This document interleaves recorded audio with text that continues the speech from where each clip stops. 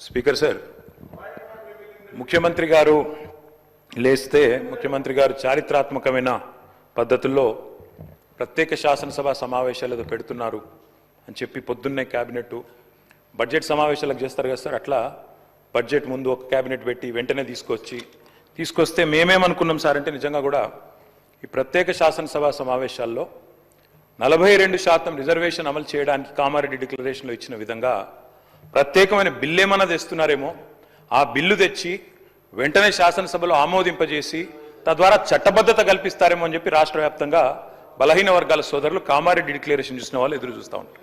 కానీ ముఖ్యమంత్రి గారు ఏం చేస్తున్నారు సార్, ఇక్కడ లేచి ఓ 4 పేర్లు చదివి, అధ్యక్ష మీ ప్రభుత్వం మీద ప్రజలకు నమ్మకం లేదు. ఎందుకంటే రేవంత్ రెడ్డి గారు మీరే చెప్పినారు, సమగ్ర కుటుంబ సర్వే జరిగినప్పుడు తమరిచ్చిన ఉపన్యాసమే మొత్తం యూట్యూబ్లో ఉంది, అన్ని టీవీలలో ఉంది. ఏమన్నారు సార్ ఆ రోజు? ఆ ముఖ్యమంత్రి చెప్తాడు సరే, ఎవరు పడితే వాళ్ళు వచ్చి మీ ఇంటికి వచ్చి వివరాలు అడిగితే ఇచ్చేస్తారా, అవలగాలు దివానాగాలు ఇచ్చేస్తారా అని మాట్లాడింది రేవంత్ రెడ్డి గారు, మేం కాదు.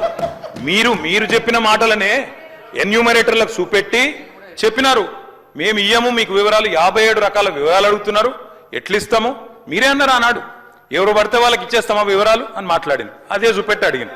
అధ్యక్ష వాస్తవం ఏంటంటే అధ్యక్ష, సమగ్ర కుటుంబ సర్వే 2014లో జరిగింది. శాంతికుమారి గారు ఉన్నారు, రామకృష్ణారావు గారు ఉన్నారు, సందీప్ కుమార్ సుల్తానియా గారు ఉన్నారు, అప్పుడు ఇదే అధికారులు అధ్యక్ష, అప్పుడెవరు వేరే లేరు.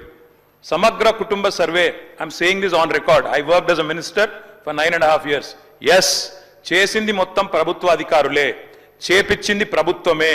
Yes, it is an official document. అందులో ఖచ్చితంగా మేము ఓపెన్ గా వెబ్సైట్ లోనే పెట్టినాం, అసెంబ్లీలో కాదు, చాటుమాటుకు కాదు, పారదర్శకంగా వెబ్సైట్ పెట్టాం. ఆ వెబ్సైట్ లోంచే పాయల్ శంకర్ గారు తీసుకున్నారు. ఏముంది అధ్యక్ష సమగ్ర, ఒక మాట మీ చేతిలో కూడా అదే ఉంది. ఏముంది అధ్యక్ష అందులో డేటా? తేడా ఏంటంటే కేసీఆర్ గారి ప్రభుత్వానికి కాంగ్రెస్ ప్రభుత్వానికి అధ్యక్ష, సమగ్ర కుటుంబ సర్వేలో పాల్గొన్న కుటుంబాల సంఖ్య 1,03,00,000 కుటుంబాల అధ్యక్ష, 1,03,95,000. మొత్తం పాల్గొన్న ప్రజలు 3,68,00,000. 3,68,00,000 జరిగింది ఒక్క రోజులో, 24 గంటల్లో రాష్ట్ర వ్యాప్తంగా ప్రతి ఇంటిని ఎన్యూమరేట్ చేసి అద్భుతంగా అత్యద్భుతంగా చేసినాం మేము.